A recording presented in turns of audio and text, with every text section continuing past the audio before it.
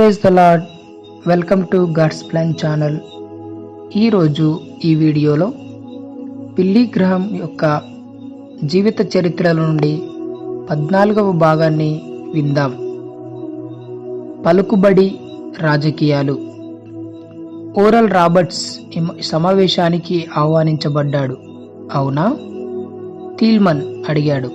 ప్రతి ఒక్కరూ అతన్ని దూరంగా పెట్టారు బిల్లీ, కాబట్టి నేను అతనితో కలిసి భోజనం చేయడం ప్రారంభించాను. దేవుడు నిన్ను దీవిస్తాడు కాల్విన్. తాను చెప్పిన దానికన్నా కాల్విన్ ఎక్కువే చేశాడని బిల్లీకి తెలుసు. London మతబోధకులతో రాబర్ట్స్ను Calvin మాట్లాడించాడు. వారతని స్వస్థతలను గూర్చిన ప్రశ్నలు అడిగి అతని జవాబులు విన్న తర్వాత అతన్ని అమితంగా అభిమానించసాగారు. మ్యాంట్రీట్లో ఈ యానికి డానీ లోడ్జ్ అనే యువకుడితో వివాహం అయింది. 15 ఏళ్ల బున్ని న్యూయార్క్లోని స్టోనీ బ్రూక్ అనే వసతి గృహం పాఠశాలలో చదువుతుంది. 14 ఏళ్ల ఫ్రాంక్లిన్ కూడా అక్కడే ఉన్నాడు. 9 ఏళ్ల నెట్ ఇంటి వద్దనే ఉన్న పాఠశాలకు వెళ్తున్నాడు. రూత్ ఇంతకాలం బడి రోజుల్లో కూడా బిల్లీతో కూడికలకు వెళ్ళగలిగేది. ఇప్పుడది కుదరడం లేదు. వేసవి సెలవుల్లో పిల్లలందరూ ఇంటికి వస్తారు గనక రూత్ అసలు బయటికి వెళ్ళలేదు. క్రిస్మస్కు బిల్లీ వియత్నాం వెళ్ళాడు. అతడక్కడ 25 సార్లు బోధించాడు. అప్పుడప్పుడు అతడు బాబ్ హోప్తో కలిసి బోధించాడు. వియత్నాం బిల్లీ అనుకున్న దానికన్నా ఘోరంగా ఉంది. అక్కడ పరిస్థితి మనసును కృంగదీసేలా ఉంది. అమెరికా తన శక్తివంతటికి ఆ దేశం పైన వేసి యుద్ధం చేయకుండా ఉంటే బావున్ను. ఈ విషయాన్నే అతడు విలేకరుల సమావేశంలో ఉన్నప్పుడు ఆ మాటలు అమెరికా సేనలు నిరుత్సాహపరిచేవిగా ఉన్నాయని అమెరికా అధికారులు బిల్లీతో అన్నారు. కాబట్టి ఆ మరుసటి రోజు అతడు వారికి ప్రోత్సాహకరమైన ప్రకటన ఒకటి చేయాల్సి వచ్చింది. వియత్నాంలో అమెరికా జోక్యం ఒక విచారణకరమైన సంఘటన అని బిల్లీ అంతరాత్మ చెబుతోంది. కమ్యూనిజం చెడ్డదే కానీ ప్రపంచాన్ని తన గుప్పిట్లో పెట్టుకోవాలనే అమెరికా మనస్తత్వం మహాక్రూరమైందిగా బిల్లీ భావించాడు. కమ్యూనిజాన్ని గురించి, విదేశీ వ్యవహారాలను గురించి బిల్లీ ఇప్పుడు తన ప్రసంగాల్లో అతి తక్కువగా మాట్లాడుతున్నాడు. సామాన్య వ్యక్తిగత సమస్యలకు అతడిప్పుడు తన ప్రసంగాల్లో అధిక ప్రాధాన్యతనిస్తున్నాడు. బిల్లీ నగరాల్లో జరిపే కూడికల్లో ప్రసంగాలు చేసేటప్పుడు అతడు వేదిక పైనున్న నిర్వాహకులు తప్ప గడియారాల్ని ఎవరూ చూడడం లేదు. అతడిప్పుడు ఆదివారం నుండి ఆదివారం వరకు 8 రోజుల కూడికలను ఏర్పాటు చేస్తున్నాడు. ప్రసంగం తర్వాత వేదిక వద్దకు ప్రజలను ఆహ్వానించేందుకు బిల్లీ ప్రాధాన్యతనిస్తున్నాడు. అతని బోధలు ఇప్పుడు చక్కని శైలిలో ఉంటున్నాయి.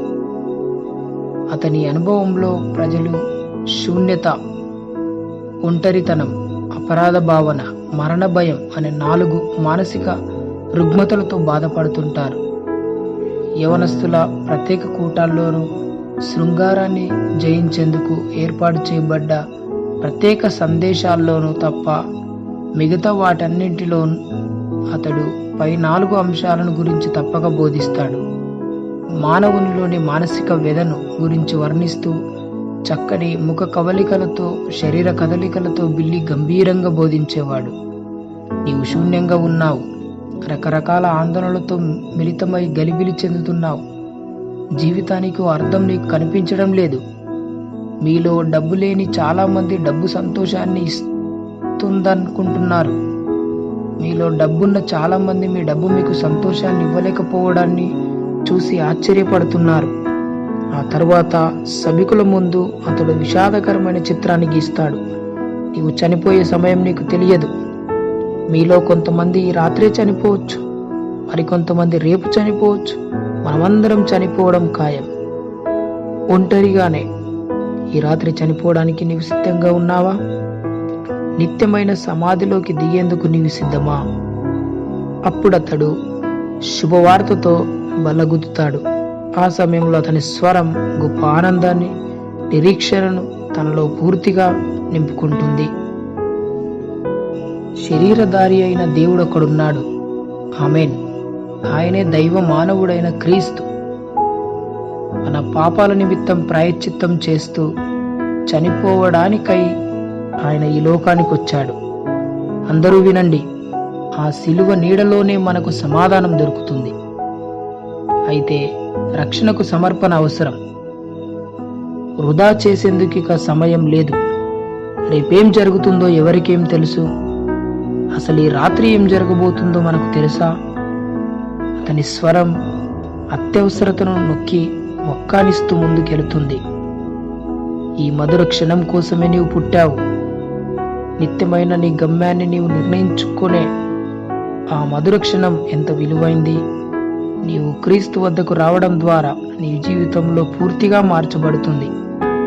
నిత్యత్వం కోసం నీ ఆత్మని నీవు రక్షించుకోగలవు. ఈ క్షణంలో నీవు సిలువ చెంతకు వచ్చి రక్షింపబడి నిత్యమైన పరలోక రాజ్యంలో స్థానం సంపాదించవచ్చు. లేదా ఆ సిలువను నిర్లక్ష్యం చేసి నిత్యమైన ఆ నరకాగ్ని వైపు నీవు నడవనూవచ్చు. నిర్ణయం నీదే. సమర్పణ బహిరంగంగా జరగాలి. బైబిల్ గ్రంథం అలా చెబుతోంది. బహిరంగ సమర్పణ మహాబలమైంది.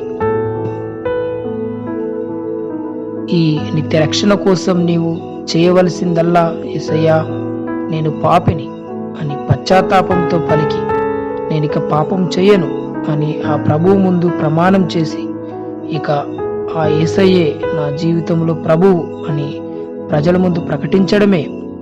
అప్పుడు కృపగల ఆ క్రీస్తు నీ హృదయంలో ప్రవేశిస్తాడు. ఆ తర్వాత క్రీస్తు సంఘ సహవాసంలో ఆ క్రీస్తును వెంబడిస్తూ ముందుకు సాగి వెళ్ళు. ఆ తర్వాత బిల్లి ప్రజలను ముందుకు రమ్మని ఆహ్వానిస్తాడు. దయచేసి ముందుకు రా. అక్కడొక సహోదరుడు ఇంకా ఆలోచిస్తూ ఉన్నాడు. సహోదరుడా, ముందుకురా, ప్రభువు నిన్ను పిలుస్తున్నాడు. వచ్చి ఆ ప్రభుని కరుణాహస్తాల్లో వాలిపో. ఇక్కడొక సహోదరుడి ఇంకా నిర్ణయించుకోవడంలోనే నలిగిపోతుంది. సహోదరి, నీ అడుగు ముందుకేయి. నీ కన్నీరంతా తుడిచి నీ జీవితంని ఆనందమయం చేసే ప్రభు కౌగిటిలో ఒదిగిపో. ప్రజలను వేదిక వైపుకు పిలిచే ప్రతిసారి బిల్లి ఒకలాంటి అసహనానికి గురవుతాడు. ఒకరు, ఇద్దరు, వందలు, వేలు ఇలా జనం ముందుకొస్తుంటే అంతులేని ఆనందంతో తన్మయం చెందుతాడు. అసమర్థుడను అయోగ్యుడను అయిన నా పిలుపుకు ఎంత ప్రతిస్పందన! ఆశ్చర్యానికి గురవుతూ అతడు తన గడ్డం క్రింద తన అరచేతిని ఉంచుకుంటాడు. అంతలోనే వారు ముందుకొస్తున్నది బిల్లీ గ్రహం పిలుపుకు ప్రతిస్పందించి కాదు, పరిశుద్ధాత్మ పిలుపుకు ప్రతిస్పందించి మాత్రమే అన్న మనస్సాక్షి ప్రబోధానికి పరమానంద భరితుడవుతాడు. తన ఆలోచనలో నుండి బయటపడి ఆహ్వానితులను ఆదరించాలన్న విషయం తనకు గుర్తుకొచ్చి ప్రతి ఒక్కరిని పరిశీలనగా చూడడం ప్రారంభిస్తాడు. చిరునవ్వును చిందిస్తూ పలకరించే ఆ చూపులు వారి మార్పుకు బలం చేకూర్చుతాయి. ఎంతైనా వారు ఆత్మీయ పసిపిల్లలు. అన్ని కోణాల్లో వారిని ప్రోత్సహించాలి. ఆఖరుగా అతడు పాప ఒప్పుకోలు ప్రార్థనను వారితో చెప్పిస్తాడు. దేవా, నేను పాపిని. నా పాపాల విషయమై నేను పశ్చాత్తాపడుతున్నాను. నా పాపాలను వదిలి నీ వైపు నేను ఈ క్షణంలో తిరుగుతున్నాను. క్రీస్తును నా రక్షకునిగా నా హృదయంలో చేర్చుకుంటున్నాను. ఆయనను నా ప్రభువుగా నేను ఒప్పుకుంటున్నాను. నేను ఈ క్షణం నుండి సంఘ సహవాసంలో ఆయనను వెంబడించి సేవించాలని ఆశిస్తున్నాను. క్రీస్తు నామంలో ఆమెన్. ఆ తర్వాత సలహాదారులు వారిని తమ రెక్కల క్రిందకు తీసుకుంటారు. 1967 బిల్లీ సేవా జీవితంలోనే అతి తక్కువ కూడికలు జరిగిన సంవత్సరం. అతడు ఎర్ల్స్ కోర్టులోని కూడికలతో పాటు పాటోరికో, విన్నీపెగ్, కాన్సన్ సిటీ, టోక్యోలలో 8 రోజుల కూడికల్ని మాత్రమే ఆ సంవత్సరంలో జరిపాడు. ఇప్పుడు అతనికి 49 ఏండ్లు. మూత్రపిండాల్లోని రాళ్లతోనూ రక్త రక్తపోటుతోనూ అనేక శస్త్రచికిత్సలు మరియు మానవ ఒత్తిళ్లతోనూ అతడు బాగా నలుగుతున్నాడు.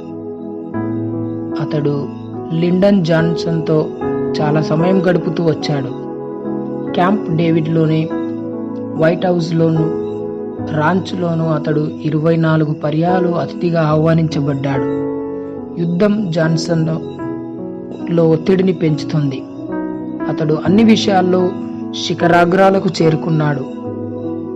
దేశాన్ని తన నైపుణ్యంతో సమర్థవంతంగా ఏలుతున్నాడు. కానీ యుద్ధ వైఫల్యం అతన్ని కృంగదీస్తుంది. అతడిప్పుడు అపఖ్యాతికి గురై దాదాపు అసమర్థుడిగా ఎంచబడుతున్నాడు. ఈ యుద్ధం ద్వారా అనేక మంది అమెరికన్ల చావుకు వ్యక్తిగతంగా తాను కారణమవుతున్నాడు. లింకన్ లాగా తాను కూడా రాబో ప్రమాద సూచనతో కూడిన హెచ్చరికతో బాధపడుతున్నాడు. అతి కొద్ది కాలంలోనే తాను మరణించబోతున్నానని తలంపు అతన్ని వేధిస్తోంది. జాన్సన్, మనుషులు చాలా కాలం బ్రతకరు, జాన్సన్ బిల్లీతో అన్నాడు. తన ఆత్మరక్షణను గూర్చి అతడు బిల్లీని పదే పదే ప్రశ్నించాడు. తన విషాద గడియల్లో ఆ భూస్థాపన సమయంలో ప్రసంగించమని అతడు బిల్లీని అర్థించాడు. నా గురించి ఆ సమయంలో ఏదైనా మంచిగా మాట్లాడు. నీళ్లు నిండిన కళ్ళతో బిల్లీ వైపు చూస్తూ ఆయన అన్నాడు. 1966 వసంతకాలంలో తాను బహుశా ఎన్నికల్లో తిరిగి పోటీ చేయకపోవచ్చునని జాన్సన్ బిల్లీతో రహస్యంగా అన్నాడు. అదే సంవత్సరం రిచర్డ్ నిక్సన్ తల్లి మరణించింది. బిల్లీ ఆమె భూస్థాపన ఆరాధనలో మాట్లాడాడు. ఆమె బిల్లీపై ఎక్కువ మక్కువ చూపించేది. బిల్లీ టెలివిజన్ తెరపై సన్నగా కనిపించినట్లయితే వెంటనే ఆమె అతనికి ఫోన్ చేసి అణుచుకోలేక బిల్లీ భుజంపై పడి గట్టిగా ఏడ్చాడు.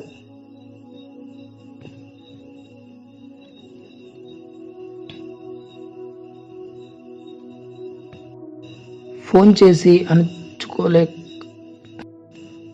చేసి బాగా భోజనం తినమని బాధపడుతున్న స్వరంతో చెప్పేది. నిక్సన్ తన దుఃఖాన్ని అణుచుకోలేక బిల్లీ భుజంపై పడి గట్టిగా ఏడ్చాడు. ఆ తర్వాత ఫ్లోరిడాకు రమ్మని బిల్లీని నిక్సన్ కోరాడు. తాను ఈసారి కూడా ఎన్నికల్లో పోటీ చేయదలిచినట్లు బిల్లీకి అతడు తెలిపాడు. నేను పోటీ చేయడం మంచిదా, చేయకపోవడం మంచిదా? అతడు బిల్లీని అడిగాడు. నీవీ పర్యాయం పోటీ చేయకపోతే నీ జీవితాంతం దానికి చింతించవలసి వస్తుంది, బిల్లీ జవాబిచ్చాడు. 1968లో ఆస్ట్రేలియా, పోర్ట్లాండ్, పిట్స్బర్గ్, షాన్ యాంటోనియాలలో బిల్లీ సువార్త కూడికలను జరిపాడు. అతడు ఆస్ట్రేలియాలో ఉన్నప్పుడు ప్రపంచంలో అయోమయ పరిస్థితి నెలకొంది. తాను తిరిగి ఎన్నికల్లో పోటీ చేయబోవడం లేదని జాన్సన్ ప్రకటించాడు. మార్టిన్ లూథర్ కింగ్ హత్య చేయబడ్డాడు. బిల్లీ అమెరికాకు తిరిగి వచ్చిన తరువాత కూడా పరిస్థితులు మారలేదు. 5 సంవత్సరాలకు మునుపు తన సహోదరుడైన జాన్ కెన్నెడీ డల్లాస్లో హత్య చేయబడ్డ విధంగానే రాబర్ట్ కెన్నెడీ కూడా లాస్ ఏంజల్స్లో హత్య చేయబడ్డాడు. అమెరికాలోని సంభవాలు బిల్లీని కృంగదీశాయి. పౌర యుద్ధం తర్వాత మొదటిసారిగా అమెరికా ఇప్పుడు అత్యంత క్లిష్టమైన పరిస్థితుల గుండా వెళుతోంది, అతడు అన్నాడు. బిల్లీ గ్రహం నివాసమైన లిటిల్ పైనీ కోవ్ కూడా అమెరికా పరిస్థితిని ప్రతిబింబిస్తుంది. బిల్లీకి చాలా చావు బెదిరింపులు వస్తున్నాయి. బెదిరింపులు నిజమైనవేనని ఈ మధ్య జరిగిన హత్యలు రుజువు చేస్తున్నాయి. బిల్లీ ఇంటి చుట్టూ 11 అడుగులు దూరంలో ముళ్ళ కంచె ఏర్పాటు చేయబడింది. అతడికొచ్చే ప్రతి ఒక్కరూ ఆ కంచె వద్దనున్న రేడియో ద్వారా ఇంటికి మాట్లాడాలి. అప్పుడు విద్యుత్తో నియంత్రించబడే ముఖద్వారం తెరుచుకుంటుంది. లోపలికి వచ్చిన సందర్శకునికి మంచి శిక్షణ ఇవ్వబడ్డ జర్మన్ షెపర్డ్ కుక్కలు స్వాగతం పలుకుతాయి. ఏమాత్రం అనుమానం వచ్చినా క్షణాల్లో మీద పడి చీల్చి చెండాడుతాయి. ఈ కట్టుదిట్టలు స్వేచ్ఛ జీవులైన గ్రహం కుటుంబీకులకు విసుగును కృంగుదలను కలిగిస్తున్నాయి. 1968 ఎన్నికల్లో తానేమాత్రం జోక్యం చేసుకోకూడదని బిల్లీ తలంచాడు. కానీ పరిస్థితులు అతను అలా ఉండనీయలేదు. రిపబ్లికన్ పార్టీ ప్రతినిధుల సమావేశానికి ముందు జరిగిన పోర్ట్లాండ్ బహిరంగ సభల్లో రిచర్డ్ నిక్సన్ కుమార్తెలైన జూలీ ట్రిసియాలను అతడు ప్రజలకు పరిచయం చేశాడు. రిపబ్లికన్ పార్టీ ప్రతినిధుల సమావేశంలో రిచర్డ్ నిక్సన్ అంగీకారోపన్యాసం తర్వాత బిల్లీ సమావేశానికి వచ్చిన ప్రతినిధులను ప్రార్థనలో నడిపించాడు. నిక్సన్కు ఉపాధ్యక్షుడిగా ఉండబోవు ప్రత్యర్థి ఎన్నికను కూడా బిల్లీ ఆ రాత్రి పర్యవేక్షించాడు.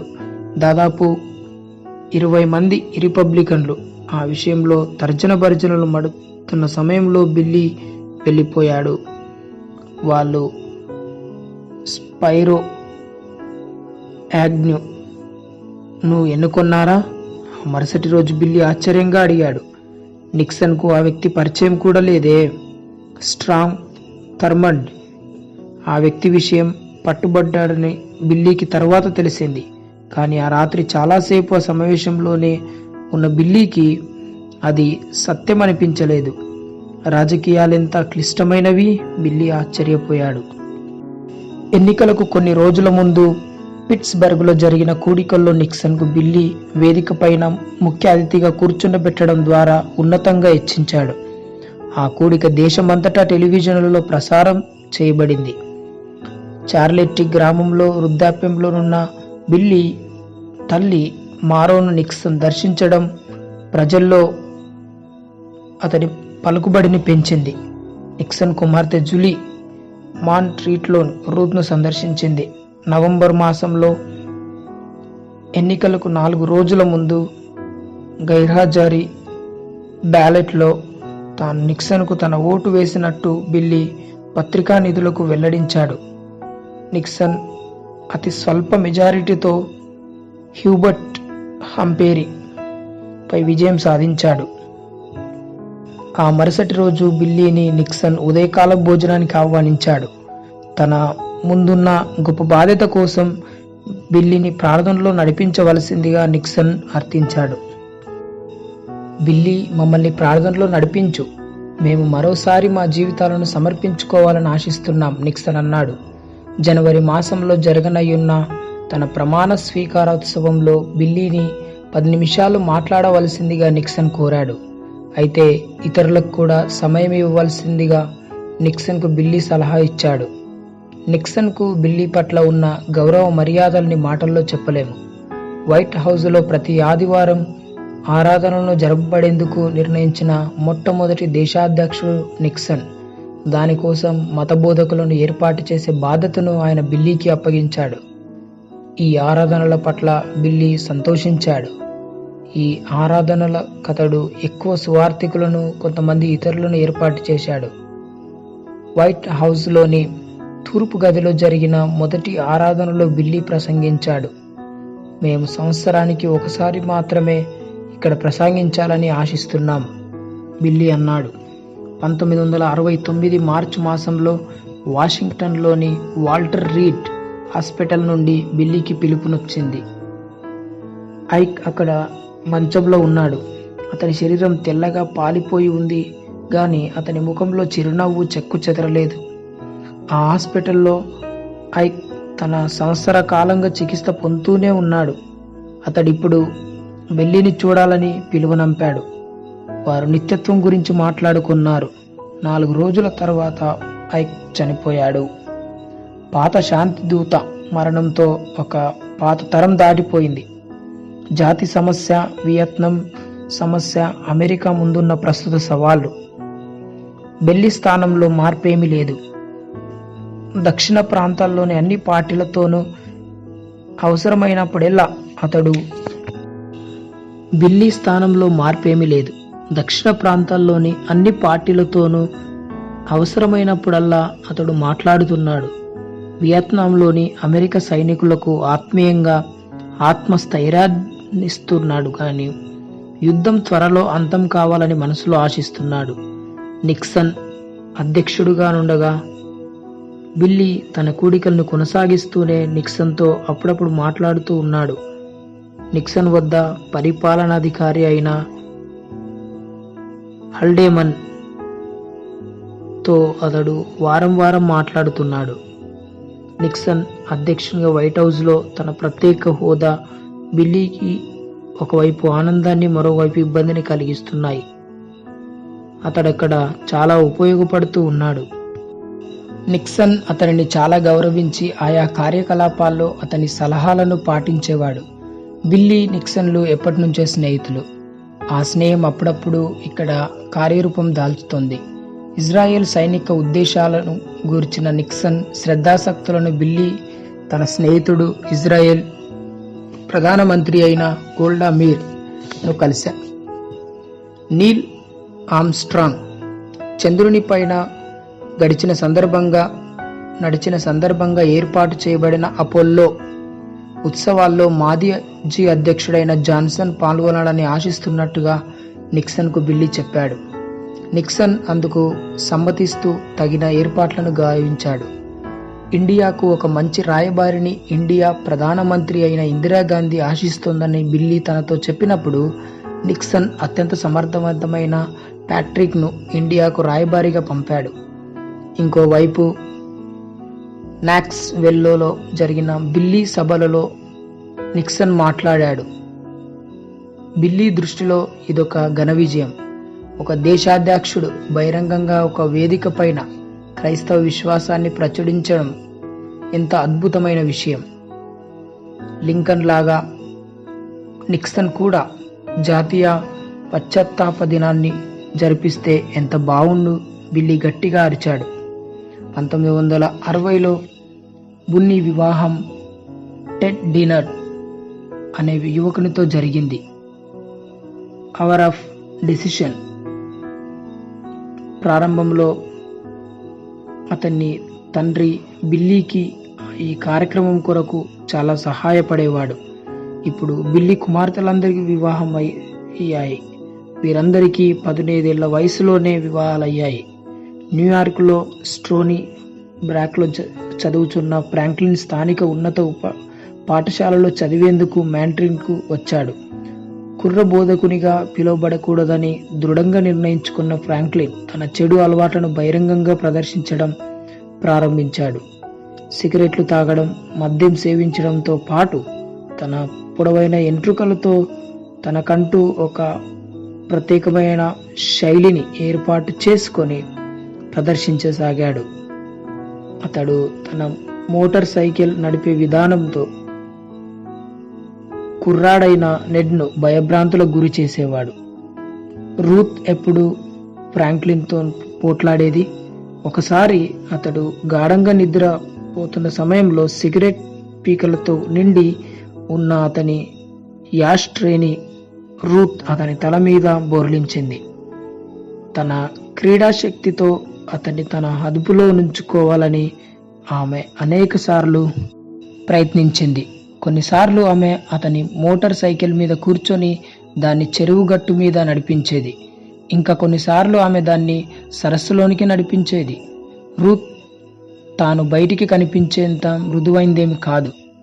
ఆమె ఇంట్లో ఉన్నంత హాయిగా తన ఇంటి వెనుకనున్న పాములతో ఆడుకునేటప్పుడు, గోల్ఫ్ ఆడేటప్పుడు కనిపించేది.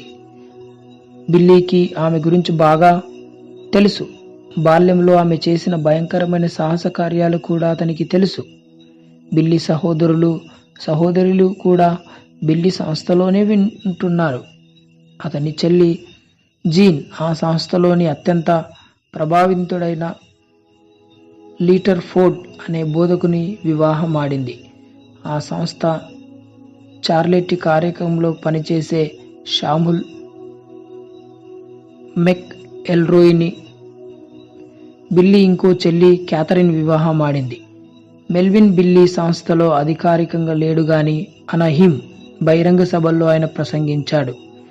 తానొకప్పుడు బిల్లీ నీడంటే భయపడేవాణ్ణి, ఇప్పుడు క్రీస్తుకు రక్షకునిగా అంగీకరించినందున ఆయనను ప్రకటిస్తున్నానని, ఇప్పుడు బిల్లీ అంటే తనకు అత్యంత భక్తి గౌరవాలున్నాయని అతడు ప్రజలకు తెలిపాడు. అతడు ఉత్తర కరోలినాకు వెళ్ళాక కూడా బోధించడం మానుకోలేదు. 1971 అక్టోబర్ మాసంలో చార్లెట్టీలో బిల్లీ గ్రహం డే జరుపబడింది. ఛాంబర్ ఆఫ్ కామర్స్ అధ్యక్షుడు ఈ విషయమే కలిసినప్పుడు బిల్లీ అంగీకరించలేదు. అయితే ఆ అధ్యక్షుడు యుక్తిగా నిక్సన్కు ఈ విషయం చెప్పాడు. నిక్సన్ ఈ ఆలోచన బాగా నచ్చింది. అమెరికా అధ్యక్షుడు తనను అరుస్తున్నప్పుడు బిల్లీ కాదనలేకపోయాడు. బిల్లీ గ్రేహం డేలో ఎంతో ఉత్సాహంగా అనర్గళంగా బిల్లీని గురించి మాట్లాడాడు. ఆ తర్వాత వివిధ ప్రముఖ వ్యక్తుల నుండి వచ్చిన టెలిగ్రామ్లు బిల్లీని అభినందనలతో ముంచెత్తుతాయి. రొనాల్డ్ రీగన్, జిమ్మీ స్టీవర్ట్స్, జాబ్ హోప్, వరల్డ్ ఫార్మర్లు అతనికి టెలిగ్రామ్లు పంపించడం వారిలో ప్రముఖులు. అతిథుల్లో నెరిసిన వెంట్రుకలు మరో గ్రాహం తన కుమారుని విషయమే గర్విస్తూ కనిపించింది. ఆమె ఇంకా వారి కుటుంబ గృహంలోనే ఉంటుంది. అయితే ఇప్పుడిక్కడ ఆవులు పొలాలు లేవు గాని అందమైన కార్యాలయ భవనాలున్నాయి. నిక్సన్ నిన్ను ఉపయోగించుకుంటున్నాడు, రూత్ అంది. అది నాకు ఒక ధన్యత. నిక్సన్ మళ్ళీ ఎన్నికల్లో పోటీ చేయబోతున్నాడని బిల్లీ గ్రహించలేదు. అతని పరిపాలనలో నిక్సన్కు సహాయం చేసేందుకు బిల్లీ వైట్ హౌస్కు వెళ్ళేవాడు.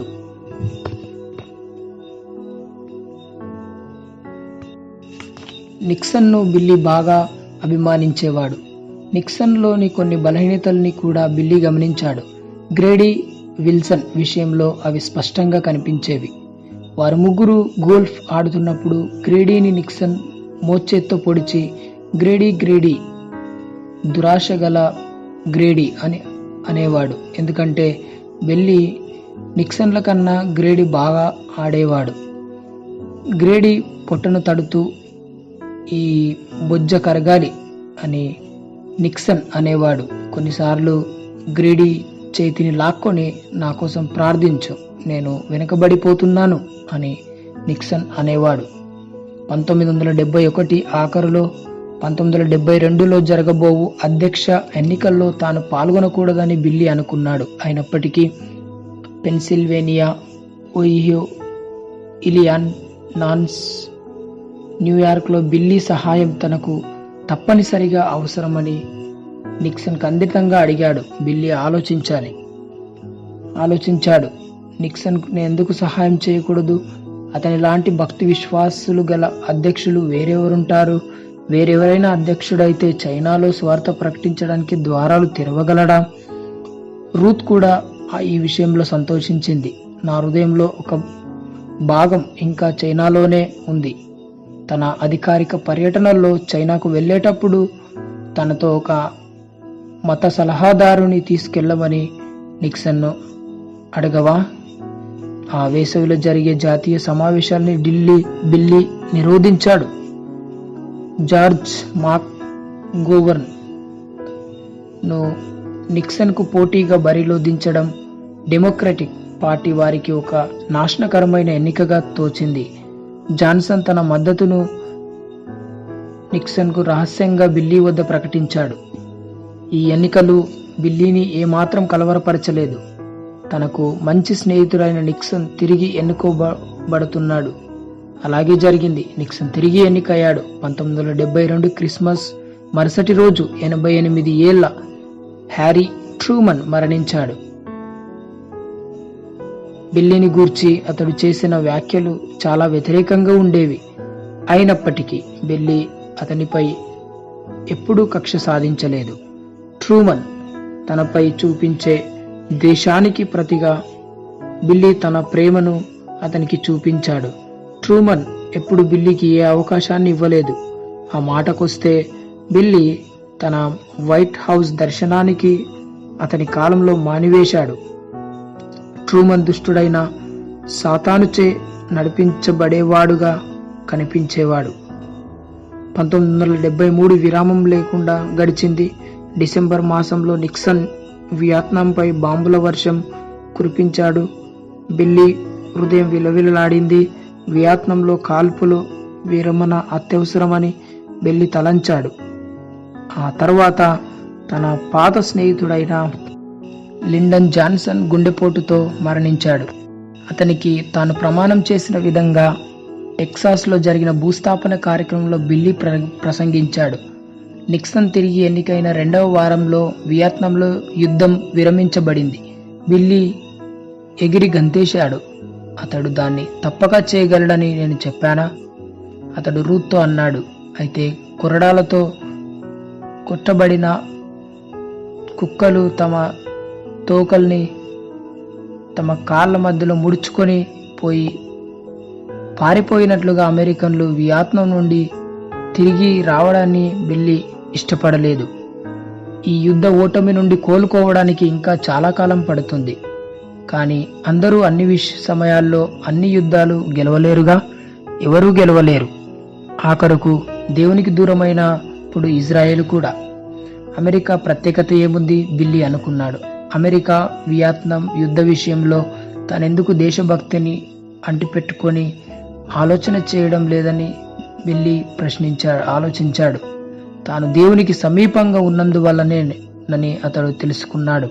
బిల్లీ ఆఖరుకు దక్షిణాఫ్రికాలో తన సువార్త కూడికల్ని ఏర్పాటు చేయగలిగాడు. దక్షిణాఫ్రికాలో జాతి విభేదాలు లేకుండా అందరూ సమానంగా కూర్చునే రోజు వరకు తాను అక్కడ కూడికలు ఏర్పాటు చేయనని బిల్లీ చాలా సంవత్సరాల ముందు ఖచ్చితంగా చెప్పి ఉన్నాడు. 1973లో ప్రభుత్వం దీనికి అంగీకరించింది. 45,000 మంది డర్బన్స్ కింగ్స్ పార్కులో కూడి వచ్చిన జనసమూహం జాతి విభేదాలు లేకుండా కలిసి కూర్చున్నారు.